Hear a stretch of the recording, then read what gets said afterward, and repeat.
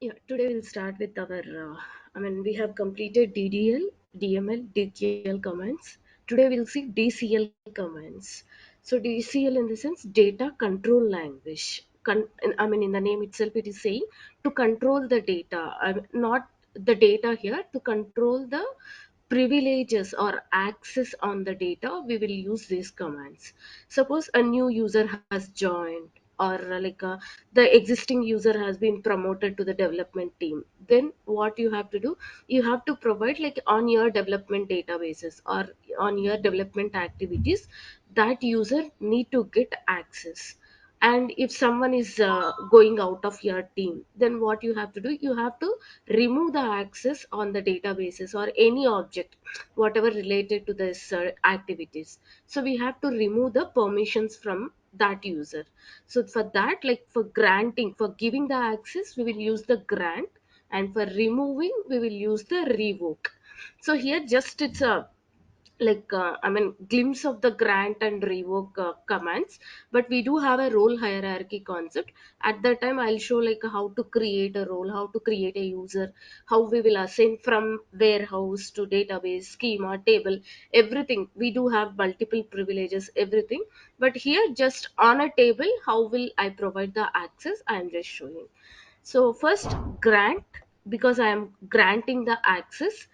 What type of privileges? On a table, I do have select, delete, create, rebuild, imported privileges, update, merge. All these privileges will be there.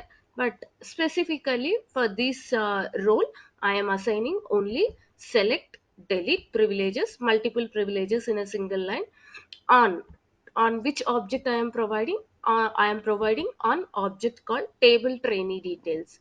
But I cannot give directly, because table trainee details should be accompanied with a schema, should be accompanied with a database. So I have given my fully qualified name. To to whom I am giving? I'm giving to a role name is demo DCL. So this demo DCL is a customized role I have created, because we have many default system defined roles, account admin, sysadmin, but I'm not using all those, because those are super roles for their activities, their performance. So I will not assign to any user, like a sysadmin or security admin or account admin. Only I'll create customized role. Whatever their work, according to their work related, I'll import the privileges on this role. So currently what I am doing, I'm just giving select comma delete privileges to this table, on this table, to role demo DCL.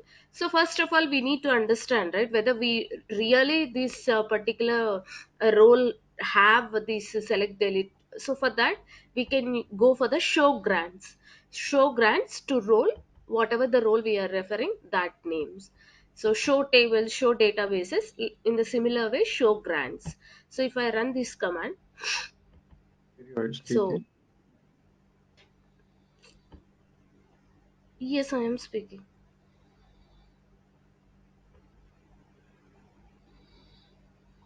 Are you not able to hear me?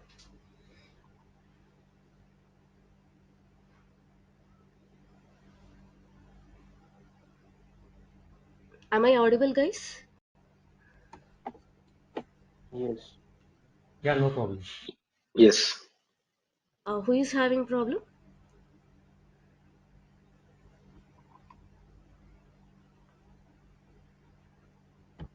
Okay. So now currently I have just given a command show grants. So if I do the show grants, what happened? I got the information. So all the privileges related to a database are available. The usage privilege related to a schema are available, and warehouse privileges also Am I available. audible? But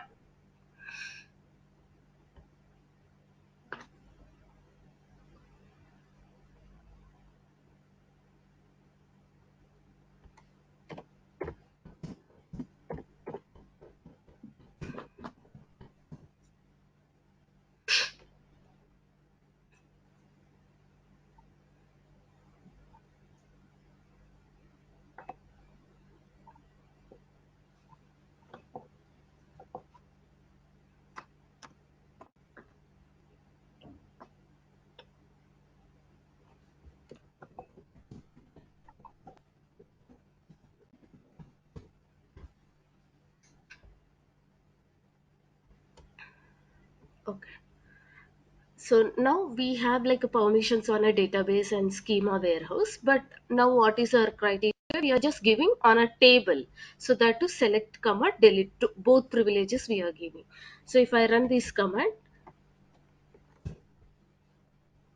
statement executed successfully, and if I just run again show grants to role demo DCL, so if we just see on our table trainee details, we got delete permission and select permission. So in this way you can grant access or any type of privileges related to any type of object, again not only a table, a warehouse, database, a scheme, everything you can provide.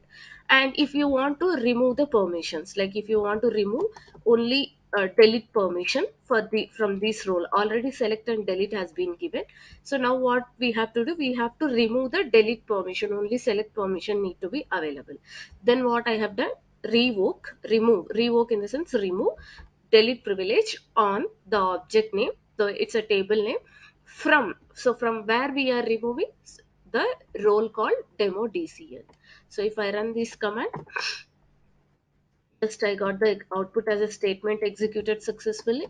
And if I go show grants to role, here on a table I just have only select privilege, delete I have revoked from the role itself. So in this way, Sempre dentro just, de um agora, sorry.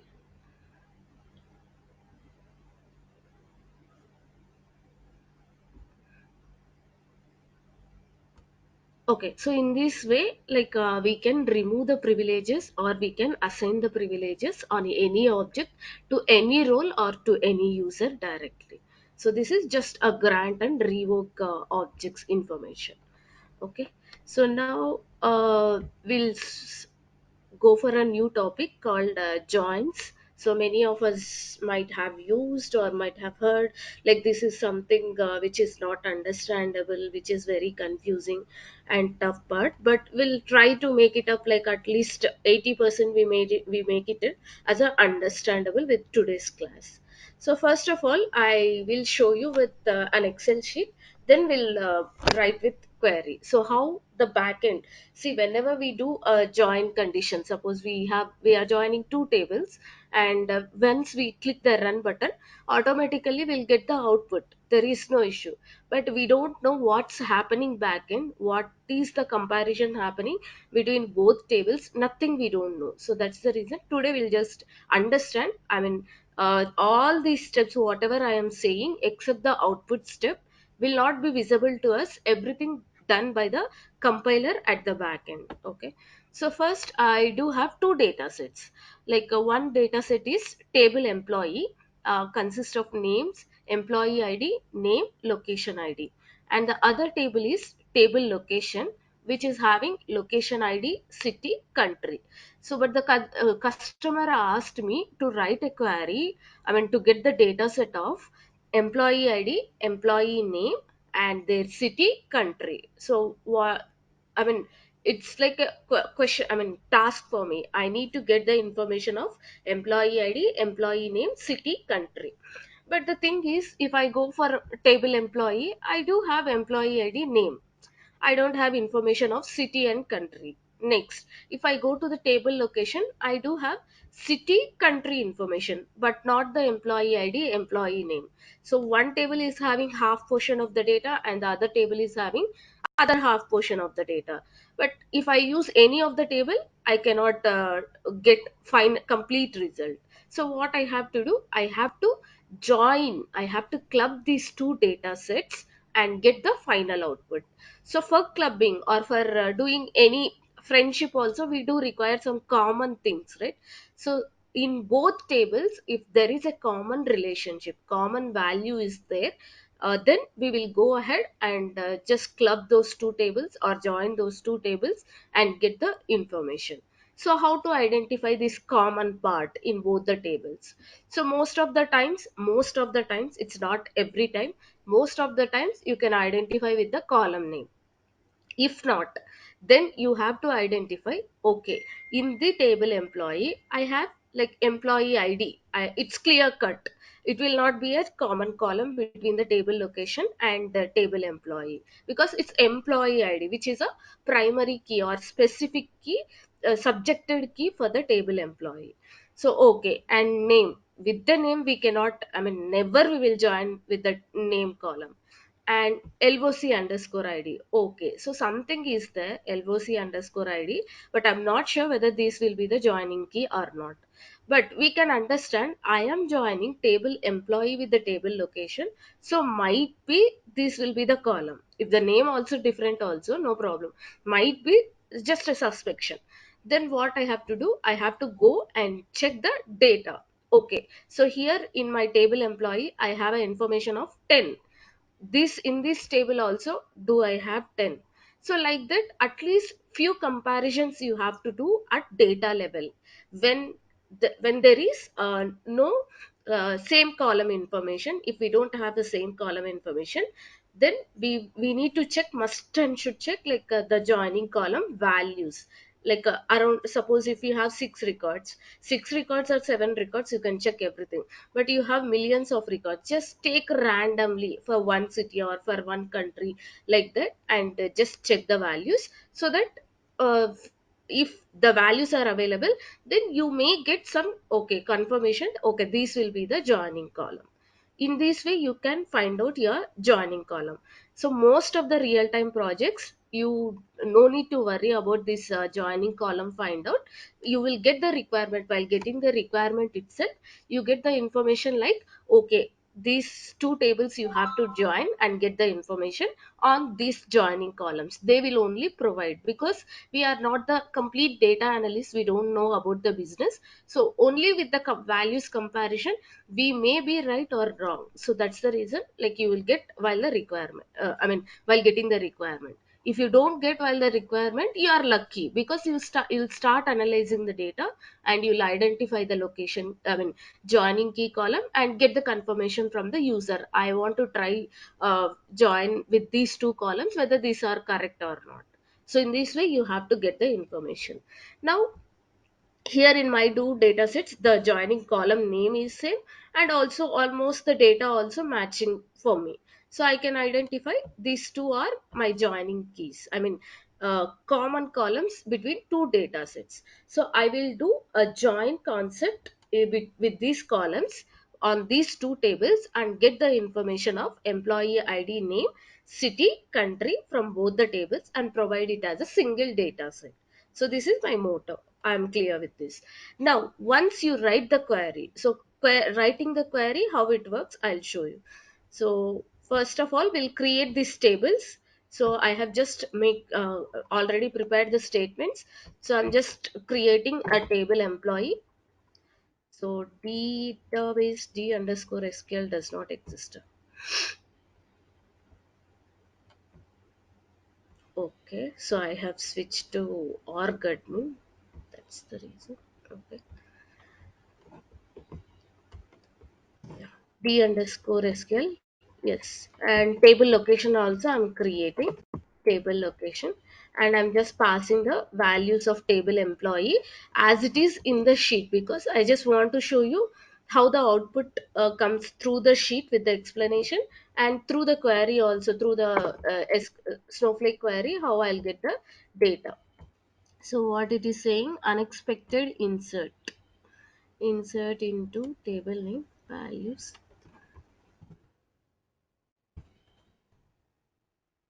So what's the error?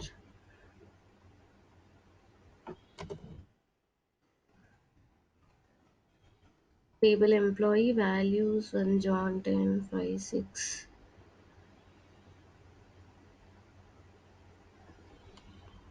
I am not seeing any errors.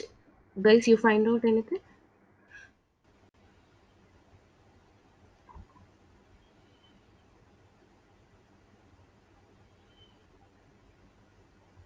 Okay, we'll try to load into the table location. This is also the same thing. Unexpected end of the line 40.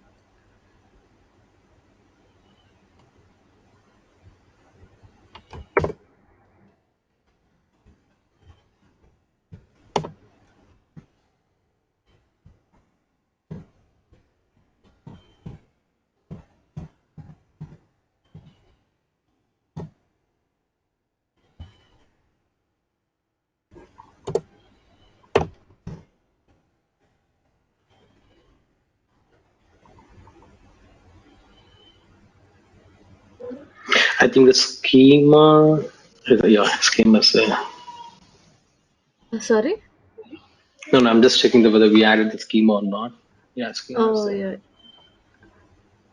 Oh, it's there. It's there. DSQL. Yeah, it's there. And compute with warehouse. That's the one we are using, the warehouse. Hmm.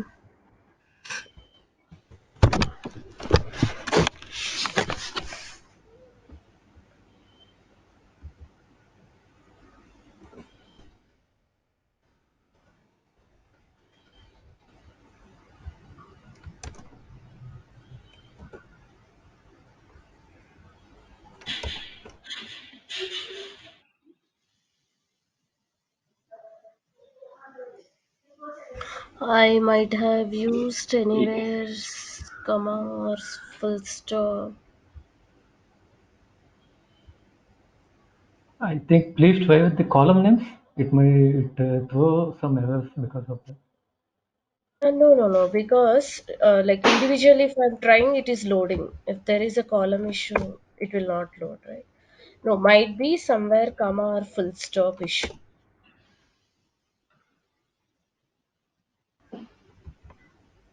Just I'm trying.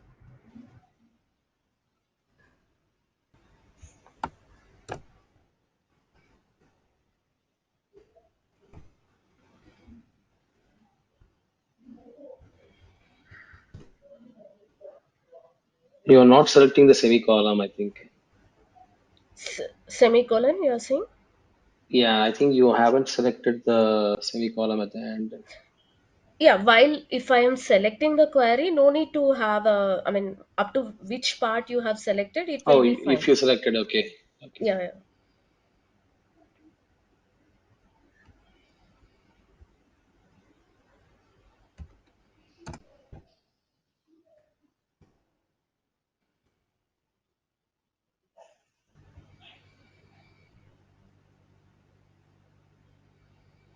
Okay. Don't-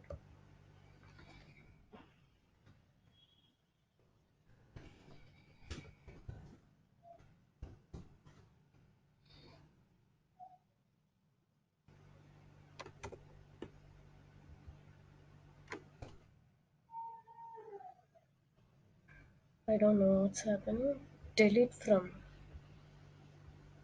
I think table, we need to add a table. No, no, no. See, we are doing DML operations only on the object table, right? So no need to specify that information. I am doing on a table like that. Okay. Uh, Database schema and table, right? You give the fully Hmm. qualified. Oh yes, we are giving fully qualified name.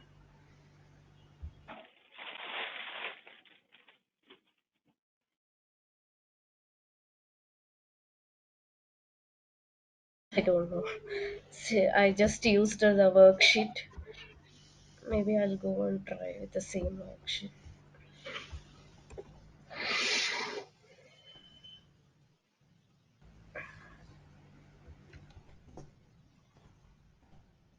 Is it a comma, full stop, like after the brackets? Nothing like that. See, I am just pasting again the same queries which I have copied, but now it's running. Maybe some special characters or spaces, I'm not sure. Okay, now it's fine. It is working. I will just load the data.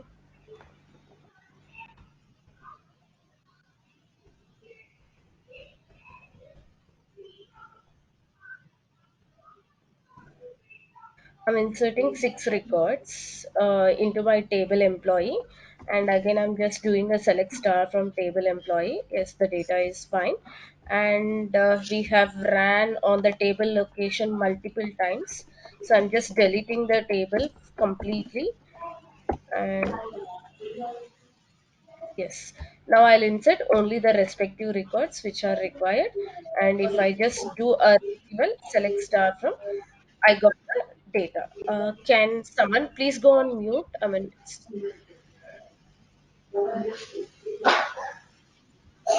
Sharat, can you please go on mute? Yeah, thanks. Okay, now we do have two data sets as is like whatever we are seeing in the Excel table employee, table location. We do have information in our Snowflake also. Now what we have to do, we have to write a join query to get the information related to employee ID, employee name, city, country. So this is my requirement. So I want to join both tables, table employee and table location, and get the final information. So for that, like the query, first we have to start with the from clause. So this is my opinion, because like while the compiler also thinks, okay, first I have to arrange the tables, I have to pick up the tables, then I have to do everything. So that's the reason, like I will start writing the query with the from clause. So from, so what is your table? Table, first table, it's a table employee. So table employee, and what I am doing today is inner join concept. So I just write inner join specifically, and with which table I am going to join, it's table location.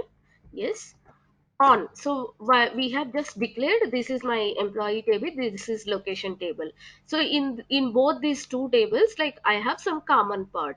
So that common part you have to mention it as on location id, loc underscore id from the employee table equals to loc underscore id.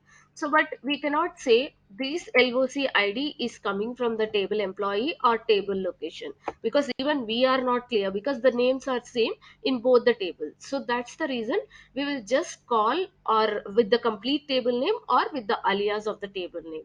So for that reason, what I am just giving, for table employee I am giving like t underscore E, just alias in the sense like instead of calling complete name of the table, I'll call refer everywhere this T underscore E. So whenever I am using T underscore E, then it means like I am referring the data from the table employee.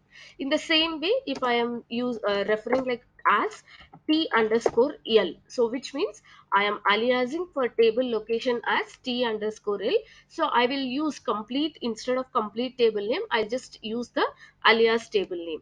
So here while aliasing, you can write as or without as also, it will work. So suppose for one, in one place I'm using as, in other place I'm not using as. Now what we have to do, for the Snowflake compiler, to tell, okay, this loc underscore id is coming from my t underscore e alias. So t underscore e alias in the sense table employee. Then my other loc underscore id is coming from t underscore l dot. So this t underscore l is again aliased for table location.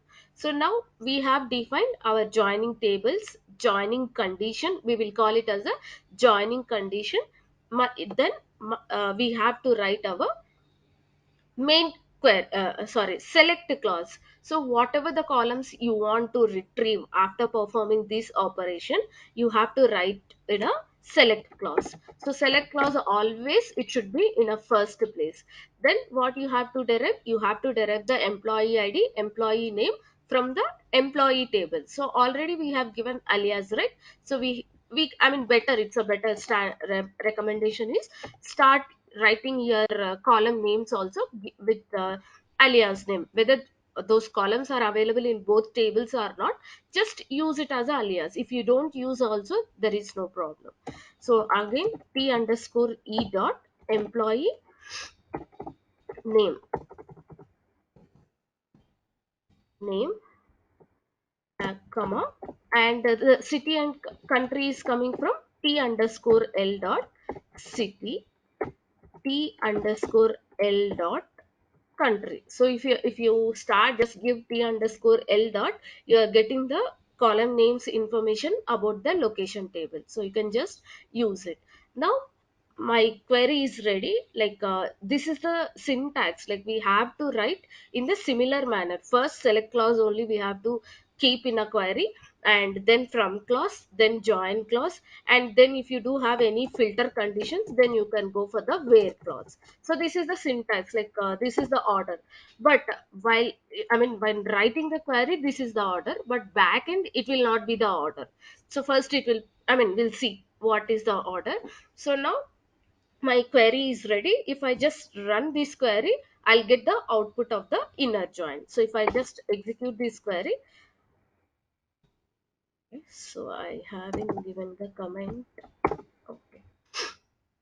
So I got the output as employee ID, name, city, country for the inner join result.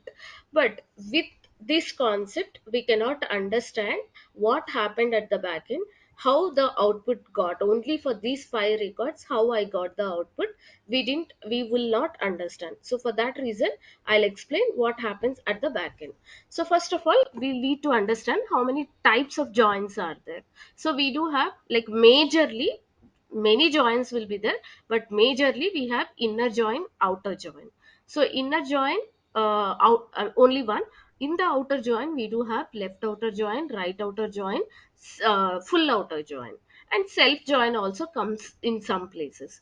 So inner join, what does this mean?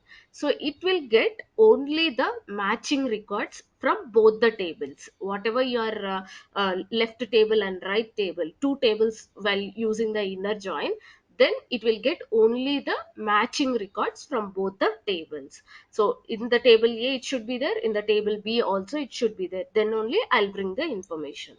And again, coming to the outer joins, so here both matching and non-matching. Again, if it is a left outer join, it will get matching records from both the tables and non-matching records from the left table. If it is a right outer join, matching records from both the tables and non-matching records from right table.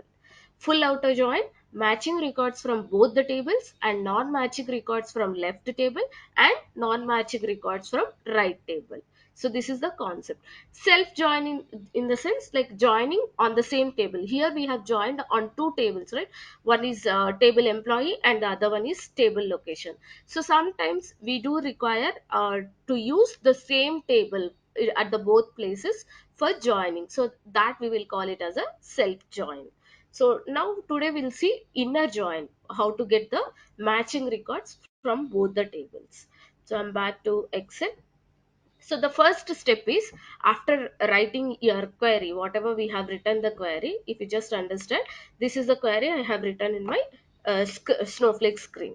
So first what happens, the compiler, the query started with select clause, from clause, join condition, everything.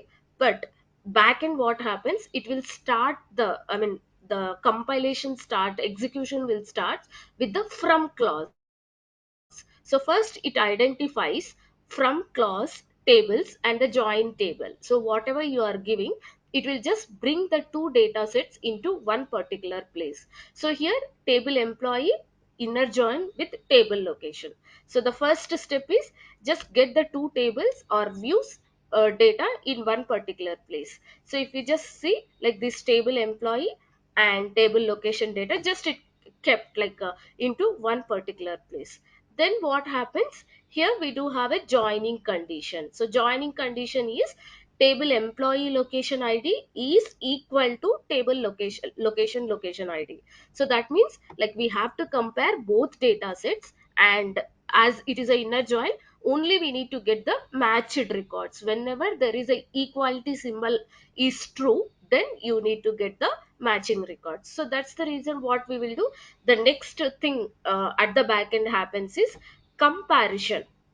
Check the matched records in multiple iterations of both tables.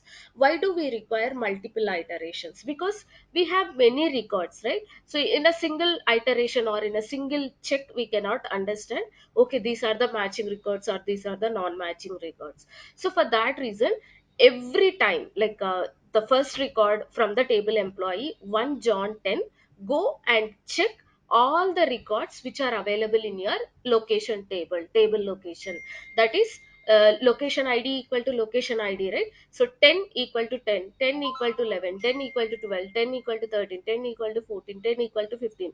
It will try to compare with all the records, and one particular iteration means one particular record go and check with all the records in the other table, then we will call it as a iteration. So we'll see in the first iteration what happens. The record 1 John 10 will go and compare with all the records which is available in a location table. So what happens, it tries, the joining condition is location id equals to location id. So our location id is 10 for John, so 10 tries to match with 10. If there is a match in the sense equal symbol, right? So if there is a match, then it will enter the data, that particular complete record will be entered into the result cache. So this is cache is just nothing but a temporary storage. Only for temporary related activities this cache will be used. So this is the third step. Parallelly second and third step will be executed. So again, this 1 John 10 goes and tries to match with 11, 12, 13, 14, 15. So it didn't find a match. So as it is the inner join property, we will not get the unmatched records, non-matching records. So other records will not enter into your result cache. Only the matched record entered into the result cache. Again, in the second iteration, the comparison will be 2 Mary 10. 2 Mary 11. So 2 Mary 11 go and tries to compare with the complete location table. So how many records are there? It will compare with all the records. And first 11 is try to compare with 10. There is a no match. Again, in the second record, 11 tries to match with 11. Yes, it is a match. Then this particular record will enter into the output, that is result, not complete output, just result cache, a temporary place. In the next, I mean, all the 11 will tries to match with 12, 13, 14, 15. There is no matching information, so that's the reason the data will not enter into the result cache. Again, in the third iteration, 3 ram. So if we see the data, our data is for 3 ram 12. So 3 round 12 try to compare with the 10, 11. There is no match. But when it encountered the 12 location ID, it find a match. So that's the reason that record will enter into the result cache. Next, in the fourth iteration, 4 Rahim 10 will try to match with all the records in the location table, other table, but it encountered 10 equal to 10. That record entered into the result cache. So here the thing is, okay, Rahim location id found in the first place only, so there itself should he stop? No. The next all the records needs to be compared, even if you got the comparison at the first place or at the second place also, you need to compare all the records which are available in the other table. So fifth iteration, 5 Sita 14 again started comparing with 10, 11, 12, 13, 14, 15, but it encountered with the 14 Maharashtra, India. So that record got entered into the result cache. Next, in the sixth iteration, 6 just 16 tried to compare with 10, tried to compare with 11, 12, 13, 14, 15. But there is none of the value doesn't match in the with the 16 of location table. So that's the reason. But this is an inner join property, right? So we need to have only the matched records between both the tables. If you are getting a matched record only, that particular record will enter into the result cache. So here 16 doesn't have any match in the location table. So that's the reason there won't be any entry in the result cache. This record itself will be ignored as it is an inner join property. So once all the steps, I mean all the iterations are completed, then what happens? Now the our final step will run. So final step will be like the I mean the output will be captured based on the result cache data. So now what we need, we have already written in our select clause, I don't require all the columns, because in the result cache you are having complete two tables information, but I don't require all the columns. I do require only the employee id, name, city, country. So out of that I will pick employee id, name, city, country of that respective record.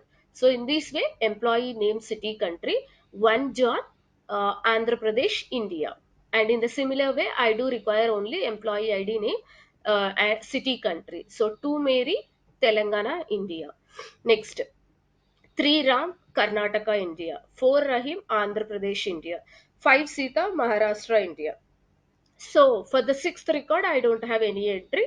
So that's the reason I will get the result. Only the requested columns in your select query, you will get only those columns as your output. So whatever you are seeing on the screen, this is the output.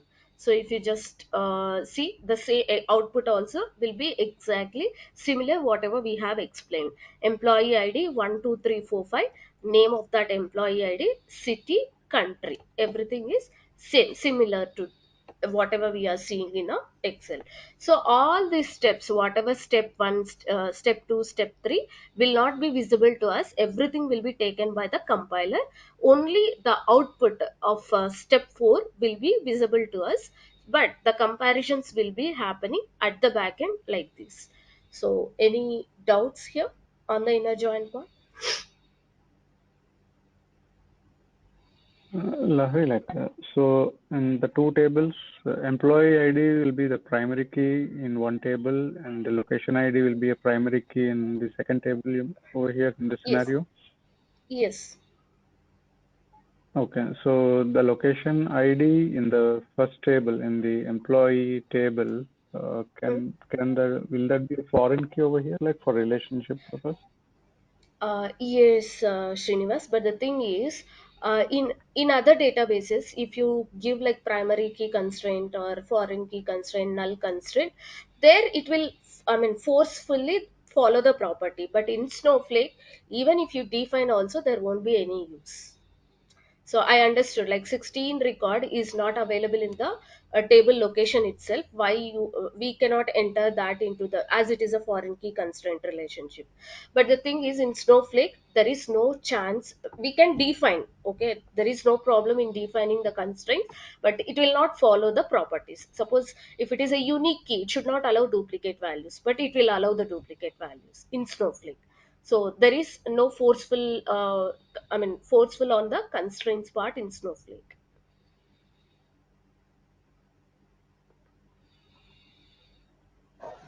So, Larry, this is Sharath.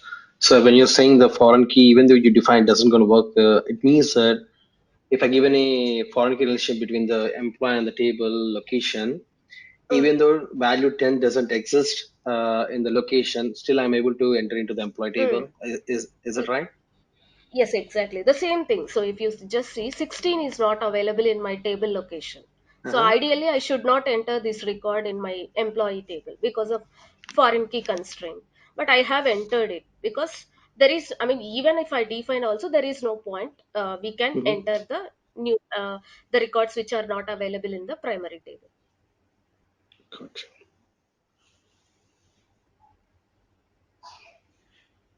I mean, suppose if when you design the database table, definitely you would be defining the primary key and the relationship foreign keys, right? Yes, exactly. But yes, I am saying like in Snowflake also we can define, but it will not follow the property. Snowflake will not enforce us to follow the constraints. So if even if you define or not defining also, there won't be much difference. Not at all, because once you load the data, Snowflake itself will identify the primary key based on the data and generates the plans like a compression algorithms, micro partitioning, everything it will handle. So even if we give also, there is no much use.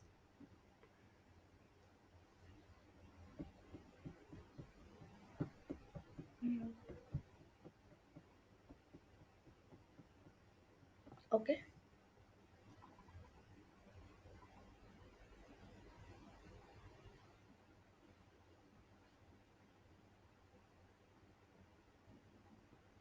Any others have doubts? If not, like I'll just explain the left outer join also. Can you just give an overview, like the recap of what you have said, because I missed a couple of minutes before. Sorry, which one? Inner join? Yeah, and yeah, inner join. Yeah, I missed Okay. in the beginning part. Mhm. Okay. So inner join, like we will identify the two data sets which needs to be joined. So first, in our criteria, it is table employee with table location. So I got the two tables information, and now I have to check the joining condition. So for any two data sets or any, if we want to do like anything, there should be a common part between both of the things. So here also we need to identify which will be the common part. So here, like in my table employee id, name, location id or the columns, and in the table location it will be location id, city, country. So ideally in most of the times, but not all the times, most of the times it will be the column name will be same. So even if you don't find a column name similar, then you have to validate with the data. So if I just analyze this data, employee id will not be a matching key because it's a subject oriented to table employee. This is not related, nowhere anywhere related to the table location. So I can confidently say employee id is not my joining key. And name, never we will join with the names because names will be always duplicates, those will not be unique. So if we join with the duplicate duplicate information, then we will encounter the cross join. So that's the reason name is not at all an ideal thing to join anywhere, not only here, anywhere. And the other column we left over is loc underscore id. So here we do have three columns. Maybe in real time projects we may have 60, 50 columns. So that's the reason, like whatever we are joining with the other data sets, we need to get okay somewhat this loc underscore id or location id is related to table location. So then I just want to compare the data whether I do have this 10 information in the table location, 11, 12, 13, 14, 15, everything is available or not, just a comparison. Maybe not all the cases, like a 100% successful comparison will not happen, but at least if you encounter okay, there is a maximum cases I do have the data of location id in employee table with location table, so I can consider this as a joining key. But again in real time projects you cannot decide because we are not like a complete business, we don't know. We, I mean, if we know it's fine, if we don't know business and data analysis nothing, then what we have to do, we have to ask with our higher superiors or user who has given this requirement. So I'm just thinking like these two columns are the joining key columns, should I go with this or will you provide anything? This is the one criteria. Or most of the times again you'll get the requirement sheet, mapping sheet. So in that they'll say these two tables you have to join, this is the joining condition. So at that time there is no no worry about this analysis everything. So if you are not getting, like again you have to do and ask the confirmation. So once you get the confirmation, okay, loc underscore id equals to loc underscore id is your joining column, then the real work starts with us. So now we will write a query. So first of all we'll start writing a query. I will prefer, like most of the people start with the select clause only, but while writing the query, not for the execution, while writing the query I'll prefer writing with the from clause. So I need to understand the concept also, because at the backend compiler what it does, as a first step it will bring the two tables information. So from the first table, so table employee aliased with the t underscore e, then I am performing inner join with the other table, which is aliased as t underscore l. So this is the first step. And in the second step, based on the joining condition, whatever we have identified the joining key columns, based on the joining condition on t underscore e dot location id equals to t dot underscore l dot location id, loc underscore id, then this is my second step. With these condition, the data gets compared with the data of first data set with second data set. So this is completed. If you don't have any filter conditions, you will write that filter conditions also. Now currently I don't have anything. Then once my tables defining, joining condition defining, filter conditions completion, then I'll go at the end with for the select clause. So in the select clause there won't be nothing, I mean there will not be much. Just you want to define like what are the columns you do require. So currently, as per the requirement, I do require only these four columns: employee ID, name, city, country. These are the four columns. So for that reason, employee ID, name, city, country, I have kept it, and just used the alias, because just to identify from where this column is coming. With the, if I give alias here itself, I can understand, okay, this t underscore e coming from table employee. So in this way I can understand. So once my query is ready, I'm good. Like I'm good with the conditions part, joinings part, and the select clause, everything I'm good. I'm ready to run. So if I run this query, then I'll get the output of the in the similar way. But the thing is, we don't know what's happening at the back end. So the back end theory only I have just explained here. So as the first step, it will bring the two data sets, table employee with table location, into one particular place, just getting the information into one particular place. Then your condition, joining condition, location id equal to location id from both the tables. So what happens, it needs to, it we have used a operator called equals to. So whenever there is a match between the table employee location id equal to table location of location id, then get the information as a output. Otherwise, just ignore that. So that for that case, like it has to compare the full table employee with the full table location. So for that reason, we will call it as a iterations, each iteration. So again, one, I mean, it starts with the first record. So first record goes and tries to compare the all records which are available in our table location. So in the first iteration, like one John 10 goes and searches with in the location table, but not all the columns, right? Only joining key column. So joining key column is 10. So 10 tries to compare with the 10 Andhra Pradesh India, 11 Telangana India, 12, 13, 14, 15, all the records in the location table. So whenever there is equality symbol, because we have used the equality symbol, location id equals to location id, 10 equal to 10, then that record completely will enter into the result cache. So result cache is a temporary storage, like which is just used only for related to the temporary related activities needs to perform. Into that result cache, this particular record, matched record, will enter into the result cache. So again it tries, like the same 10 will go and compare with 11, 12, 13, 14, 15, but it didn't find a match. So that's the reason it will not enter into the result cache. Next, again in the second iteration, first iteration completed, 1 John 10 has completely compared the location table. The whatever the output it got, it has entered into the result cache. Next, in the second iteration, 2 Mary 11 go starts comparing with the complete location table, and 10, 11 is not equal to 10, 11 is equal to 11. So this record entered into the result cache. Whatever 2 Mary 11 Telangana India, it entered into the result cache. Again this 11 goes and searches with 12, 13, 14, 15, but it didn't find a match, so it won't enter into the result cache. Again in the third iteration, 3 Ram 12 tries to compare with all the records which are available in the location table. So 12 is not equal to 10, 12 is not equals to 11, 12 is equal to 12. So that's the reason this particular record will enter into the result cache.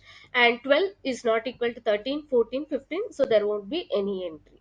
Again in the fourth iteration, 4 Rahim 10, 10 tries to match with the 10, yes, the match is found. So that record will enter into the result cache.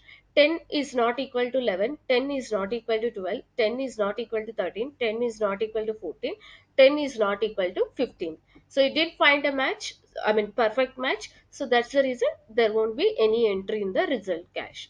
And in the fifth iteration, 5 Sita 14. So again, it tried to start with 10, 11, 12, 13, 14, but it encountered at 14 Maharashtra, India. So 5 Sita 14, 14 Maharashtra, India entered into the result cache. The last record, 6 Just 16.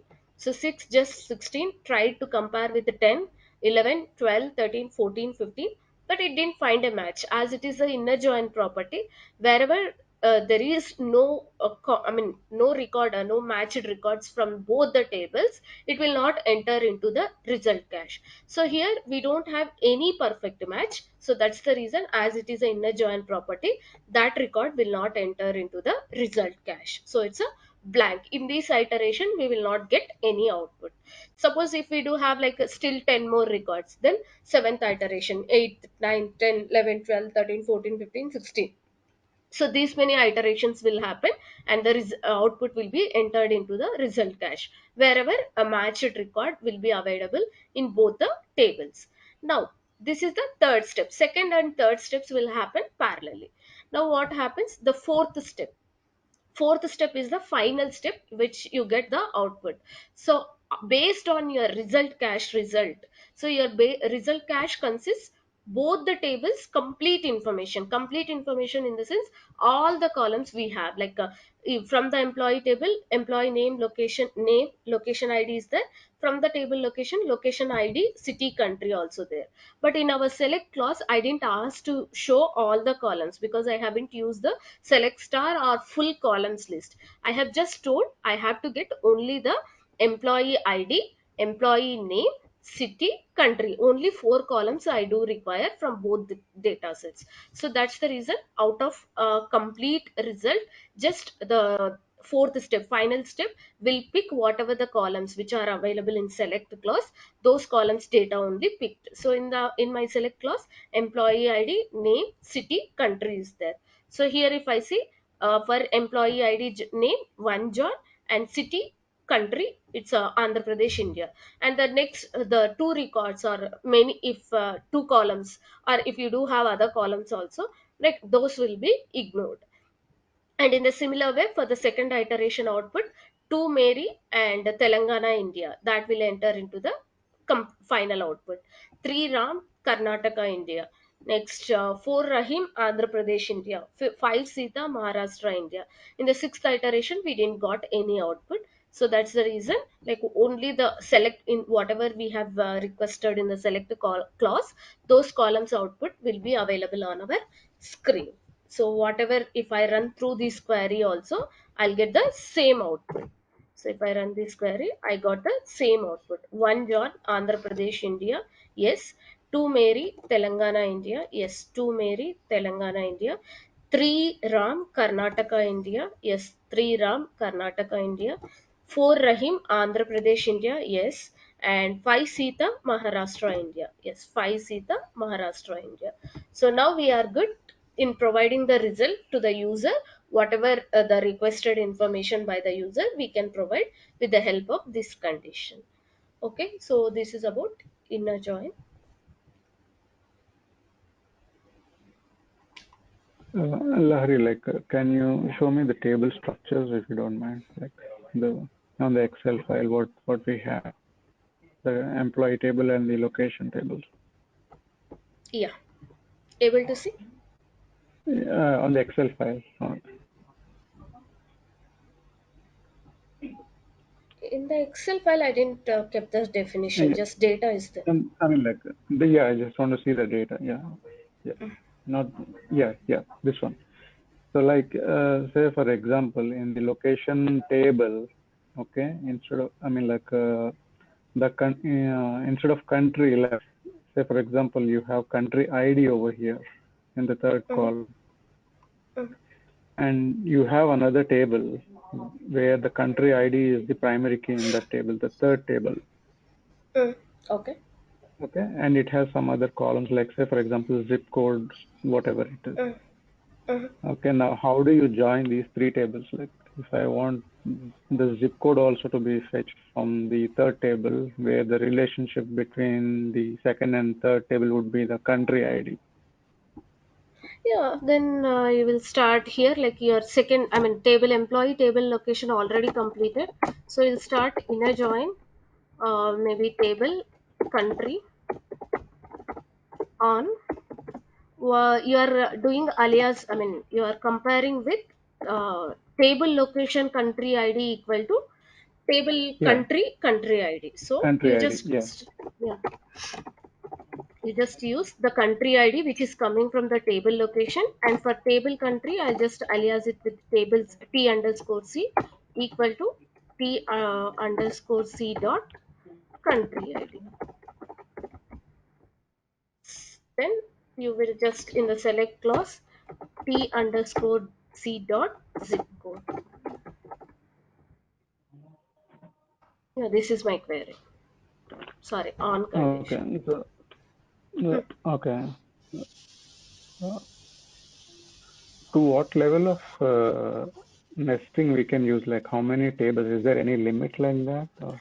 Nothing, nothing. We don't have any limitation like to get right. I mean, here just we are discussing about employee location, but in real time projects, like we need to join multiple tables. Like even like can go hundreds of tables also. So we need to join and get a fruitful result, like according to the customer, whatever they are requesting. So we may need to join like 20 tables, 30 tables, not like only two. Somewhere like only two tables needs to be joined. Yes, it will be the criteria.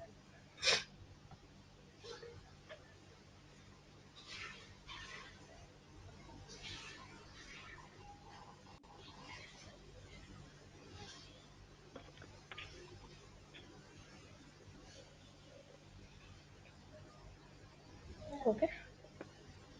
Yeah. Thank you.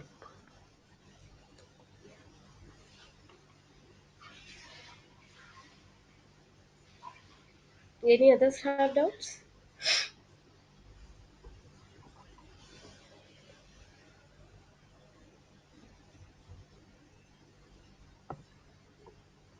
Okay. If anyone, I mean, no one has any doubt, then we'll just connect back tomorrow. Today we'll bind up the call. Okay. Thanks for your time, guys. Hey, Yeah, Lahari, one question. Yeah, someone, please go ahead. yeah. Hey, Lahari, this is Shad. I just have a question on the Excel sheet that you guys provided. So you Mhm. this is the third class, I believe, right? This is the Yes, yeah, right? fourth class. Fourth class. Uh, okay, the fourth class, yeah. So I'm not sure whether we actually covered in the Excel sheet. It actually mentioned like self-registration, Snowflake UI, and Snowflake architecture, virtual warehouse. Mm-mm. I'm not sure whether we covered all the scenarios because I'm actually See, not part of yesterday's call. okay, see, I have just explained about the evolution of the cloud data warehouse and self-registration.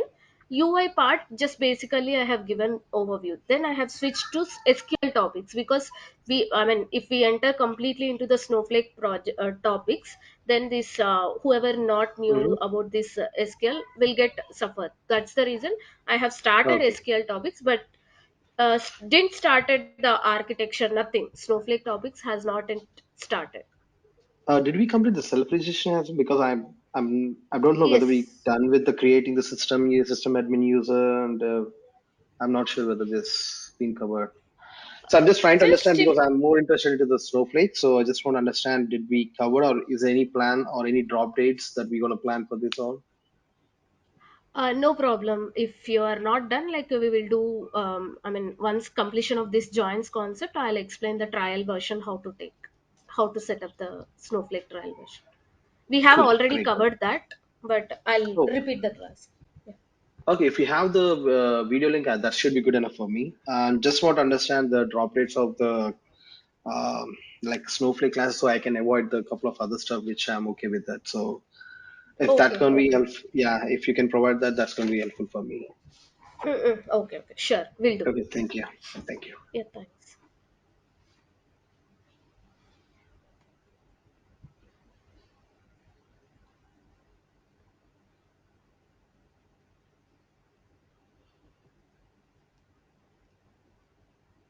Okay, someone. No, okay. Yeah, thanks, guys. Thanks for your time. Yeah, Very nice. Lahari, yeah, I just sent a message. Like, can you just check? That's on private. Are you going to cover any of those? Like, I didn't got any message. 1 minute.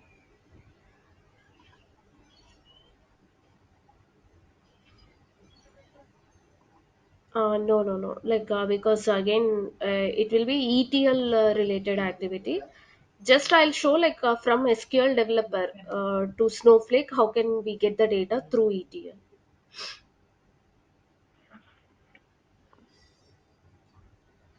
Okay, I mean like with respect to which source I mean like only from SQL. the file or No, no, no. From the transactional database SQL developer, I'll bring the data to Snowflake. okay. So SQL as a DB over there in that case. Yes, yes, exactly. Okay. Yeah, that too, not at the initial phases, but at the while complete explanation of the project, then I'll do that activity also.